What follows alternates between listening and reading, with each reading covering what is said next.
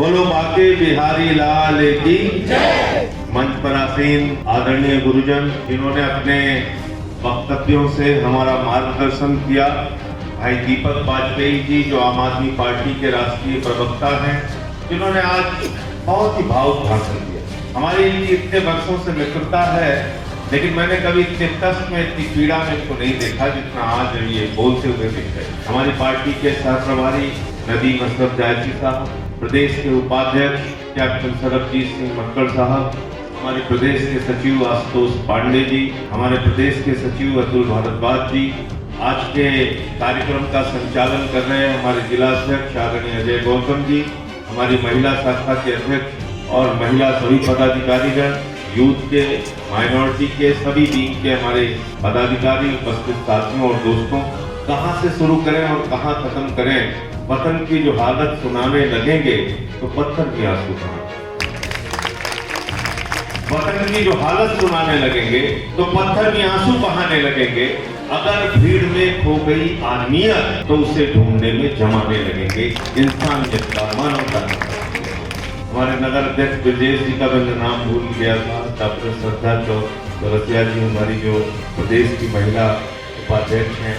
साथियों, आज मैं प्रभु श्री कृष्ण की धरती पर आप सबसे आशीर्वाद प्राप्त करने आया हूँ। जो गुरुजन यहाँ बैठे हैं उनसे आशीर्वाद प्राप्त करने, और आशीर्वाद अन्यायी सत्ता से लड़ने के, आशीर्वाद वो सत्ता जो जाति देखकर जुल्म करती है, वो सत्ता जो उत्तर प्रदेश में अन्याय का पर्याय बन गई है, ऐसी सत्ता को उत्तर प्रदेश से बेदखल करने के लिए आपका आशीर्वाद प्रभु कृष्ण की धरती पर लेने के लिए आया। और एक नहीं अनेक घटना, कहां से शुरू करें और कहां खत्म करें।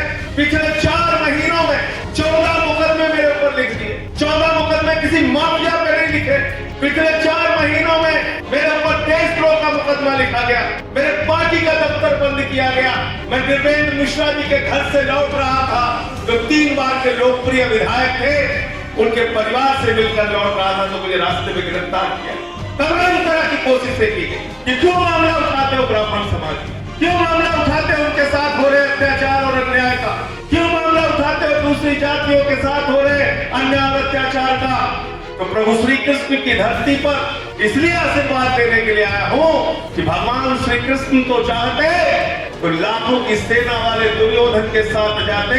उन्होंने प्रेरणा दी, समाज को दिशा दी, एक आदर्श स्थापित किया कि उन्होंने न्याय की लड़ाई लड़ने वाले पांडवों का साथ दिया, दुर्योधन का, कौरवों का साथ दिया। और मैं अपना धर्म समझता हूं कि आज इस न्याय के युद्ध में, इस धर्म युद्ध में जो भी व्यक्ति समाज को कुचलने की कोशिश करेगा, हत्याओं पर चुप रहेगा, बलात्कार पर चुप रहेगा, लूट पर चुप रहेगा, डकैती पर चुप रहेगा, ऐसे शासन के खिलाफ लड़ना हमारा नैतिक धर्म है और उस धर्म का हम पालन करते रहेंगे। 14 नहीं 1400 बदलते। हमारा गुनाह क्या है? मैं पूछना चाहता हूं। हमारे भाई की तरह है दीपक वाजपेयी जी। अगर मुझे कोई कष्ट हो जाए तो शायद मेरे सगे भाई से पहले ही पहुंचे। अगर इनके ऊपर जुर्म होता है तो मैं ना बोलूं इसलिए कि ब्राह्मण है। अजय गौतम जी हमारे जिलाध्यक्ष है, अतुल भारद्वाज जी है, इन पर कोई अत्याचार अन्याय होगा तो मैं इसलिए नहीं बोलूंगा कि ब्राह्मण है। कम से कम संजय सिंह ने अपने जीवन में ऐसा सीख और ऐसा पाठ नहीं पढ़ा है, जब भी जुर्म होगा, अत्याचार होगा, अपने भाइयों के साथ खड़ा भैया, और यही किया मैंने भैया, मैंने कोई गुनाह नहीं किया।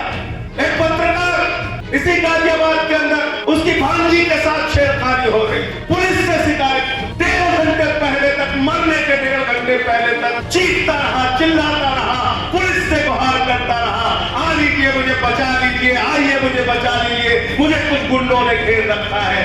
लेकिन उस विक्रम जोशी की हत्या कर, क्या गुनाह था उसका, बताइए मुझे, क्या गुनाह था? 3 बार के लोकप्रिय विधायक देवेंद्र मिश्रा जी का, जो जनता के बीच में एक लोकप्रिय विधायक थे, उनकी हत्या कर दी गई। पुलिस की मिली भगत, उनसे मिलने चला गया, उनके परिवार को सांत्वना देने पहुंचा। प्रयागराज के अंदर ब्राह्मण परिवार के 4 लोगों की गला काट के हत्या कर दी। ये मेरा गुनाह है कि मैं उनके दुख दर्द में शामिल होने के लिए चला गया?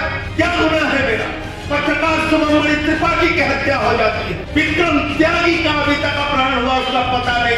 व्यापारी इंद्रकांत त्रिपाठी उससे रंगदारी मांगता है, कोई और नहीं। पुलिस अधीक्षक रंगदारी मांगता है, 5 लाख की रंगदारी मांगता है। जब पैसा वो देने के लिए नहीं, उसके पास नहीं होता है, अपील करता है मुख्यमंत्री से, मुख्यमंत्री जी अपने एसपी से मुझे बचा लीजिए, एसपी आपका मेरी हत्या कर सकता है। लेकिन उत्तर प्रदेश का मुख्यमंत्री कुंभकर्ण की नींद सोता रहता है और इंद्रकांत त्रिपाठी की हत्या हो जाती है। रायबरेली के अंदर 4 ब्राह्मणों को जला के मार दिया जाता है। राजेश्वर पांडे को वकील गोरखपुर के अंदर उनकी हत्या कर दी जाती है। प्रतापगढ़ में 2 लोगों को कुल्हाड़ी से काट के हत्या कर दी जाती है। कितने गुनाह बताओ। झांसी के अंदर 3 लोगों की हत्या कर दी गई, जलाकर हत्या कर दी गई। और अब तक कुल 500 लोगों की 3 साल में हत्या हुई है। 500 ब्राह्मणों की हत्या हुई 3 वर्ष। मैं पूछना चाहता हूँ मुख्यमंत्री जी, आपसे पूछना चाहता हूँ और आपको जवाब देना पड़ेगा इस बात का कि वो 12वीं में पढ़ने वाला प्रभात मिश्रा जिसके खिलाफ एक मुकदमा नहीं दर्ज था, एक मुकदमा, उसकी मां पूछ रही है, उसका परिवार पूछ रहा था, जो उसकी पुलिस वालों से तुमने हत्या करवा। आज जब मैं यहाँ पर बोल रहा हूँ, 2 दिन पहले पप्पू वाजपेयी इसी घाटमपुर कानपुर के अंदर उसकी पुलिस वालों ने हत्या कर। इतना अपराध, इतना जुर्म, इतनी जाति, और आप चाहते हैं कि इसके बाद हम सोते रहे, चुपचाप रहे? ऐसा बिल्कुल नहीं होगा। आदित्यनाथ जी, मैं कहना चाहता हूँ 14 नहीं 1400 मुकदमे लिख दो। ब्राह्मणों की जो हत्याएं हो रही हैं, जो उनके साथ घटनाएं हो रही हैं, उनमें बार बार बोलता हूं। मैनपुरी में नवोदय में पढ़ने वाली ब्राह्मण परिवार की बच्ची के साथ देखी घटना, नहीं न्याय मिला, नहीं न्याय मिला रायबरेली के मामले में, नहीं न्याय मिला इंद्रकांत त्रिपाठी के मामले में। आदित्यनाथ तिवारी, जो आदित्य नारायण तिवारी जो बीजेपी का वर्कर था, उसकी हत्या हो गई, आज तक न्याय नहीं मिला। उसकी बहन अनशन पर बैठी तो उसको कहा सीबीआई इंक्वायरी कराएंगे, कुछ नहीं किया। आप मुझे बताइए, इतना जुर्म इस योगी के राज में, इस ढोंगी के राज में उत्तर प्रदेश के ऊपर, ब्राह्मणों के ऊपर किया जा रहा है उत्तर प्रदेश में, इसके खिलाफ हमें चुप नहीं रहना है, बल्कि पूरे उत्तर प्रदेश में ऐसे सम्मेलन और कार्यक्रम आयोजित करके समाज को जागृत करना है। और जिस समाज ने इनको सिंहासन पर बैठाया, इनको सिंहासन से खींचने का काम भी वही समाज के लोग।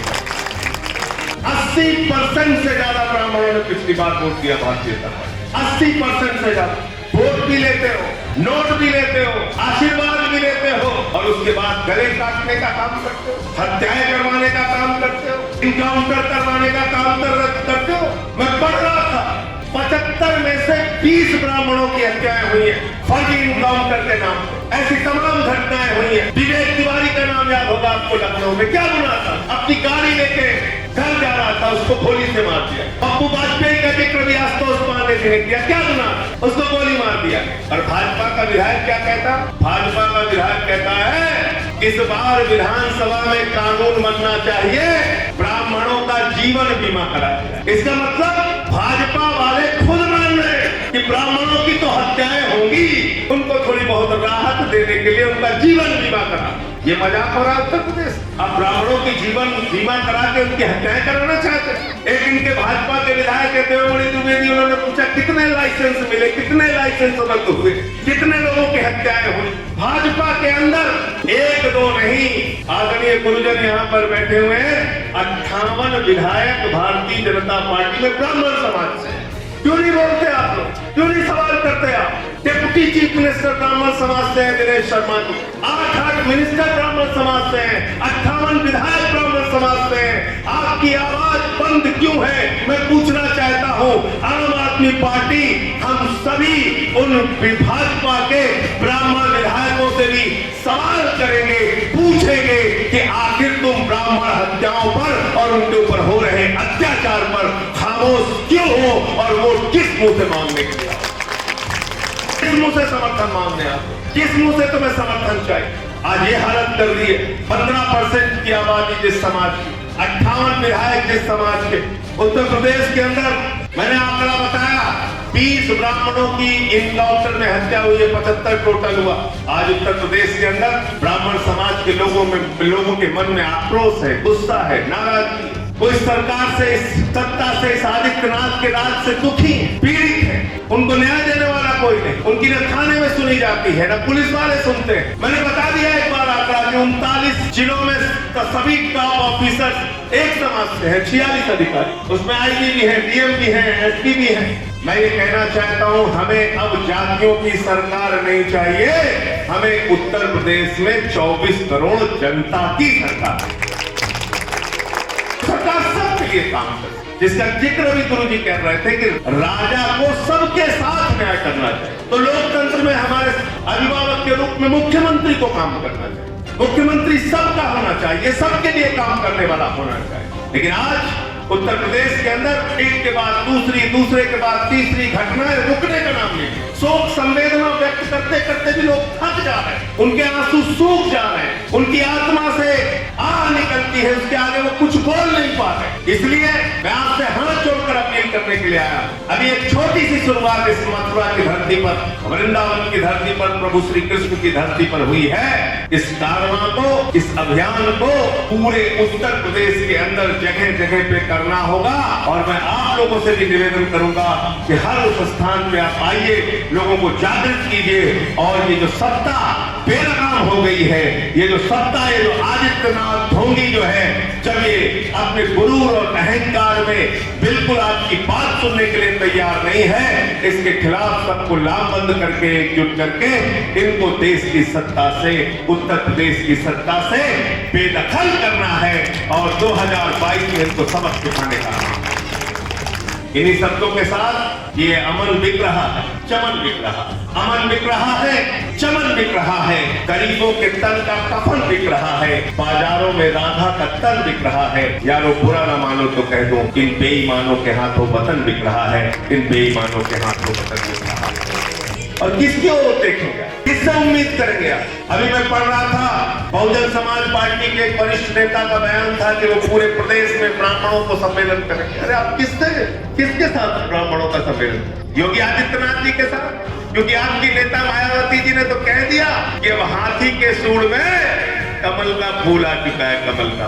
तुम उन्हीं के पास नहीं जाना चाहते, जहाँ तय करवा रहे, जो न्याय नहीं दे रहे, जो गुंडागर्दी करवा रहे। तो मायावती और भारतीय जनता पार्टी दोनों एक सिक्के के दो पहलू हैं, मिल चुके हैं। इसलिए ऐसी पार्टियों से भी सावधान रहना है जो ब्राह्मणों को बरगलाने का भी तो काम करेंगे, लेकिन जब वक्त आएगा, समय आएगा, तो उसी आदित्यनाथ के साथ जाकर बैठ जाएंगे।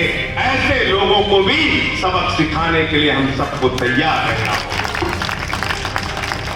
आप सबका बहुत बहुत धन्यवाद, बहुत बहुत आभार, इतना आपने समय दिया और आज का ये सफल कार्यक्रम आप लोगों ने संपन्न कराया, इसके लिए सबका बहुत बहुत आभार, बहुत बहुत धन्यवाद। बोलो श्री बांके बिहारी लाल की जय।